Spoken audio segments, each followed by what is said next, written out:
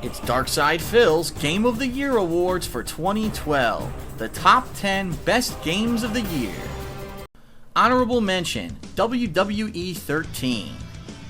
I think this is another game that may surprise some people that I'm mentioning it here in my honorable mentions. But WWE 13 really perfected the formula of this wrestling simulation, or almost did. There are a couple snafus here or there, a couple game bugs, a couple little annoyances, and let's be honest, the online play still sucks, it's laggy, and really doesn't work that well, and there's too many people abusing the game system. But the game itself, outside of that, is great. A full-length campaign of the Attitude Era of the WWE was a great idea. This was one of the most popular times for the company, and that's really why I feel that's why they selected it as the subject matter of the campaign. But outside of that, a full simulation mode with a massive roster of characters from past and present, the fact that there's a bunch of DLC characters coming up over the next year who will be able to fill in the blanks for up-and-comers who are coming up in the company, the character creation tool, which is amazingly detailed and really allows for you to make new wrestlers that look like up-and-coming wrestlers who maybe are already on TV, or maybe even make your own custom people. I made a character that kind of looked just like me, and I really enjoyed it. The simulation ability of the matches, to have the computer go up against each other in the wide variety of matches that are available in the game. It's a really great value, it's fun as hell.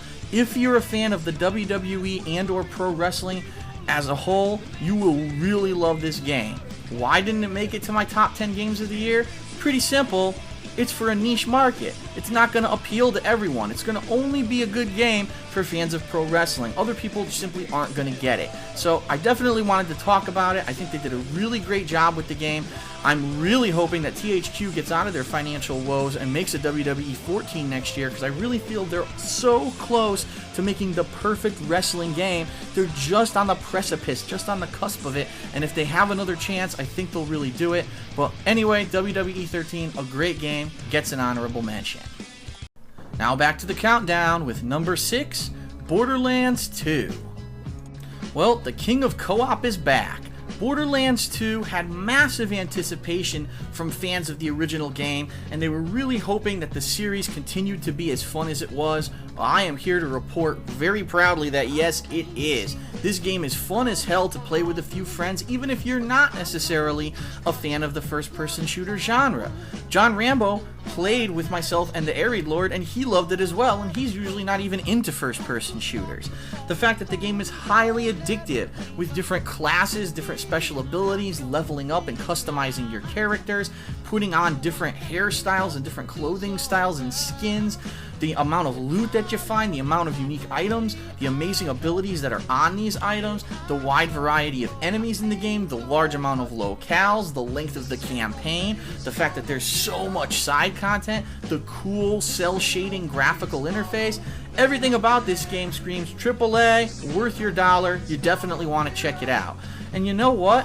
I really can't complain like I did back in Borderlands 1. My main gripe with that game, it didn't have an ending. The game just kind of ended without any explanation. At least in this game, you kind of get a definitive resolution to what was going on, and you really feel like, alright, I'm done, I've beaten the game, I've accomplished it. So they really listened to what the fans were saying about the first game, I think, and they improved upon it. So all I can really say is positive stuff about Borderlands 2.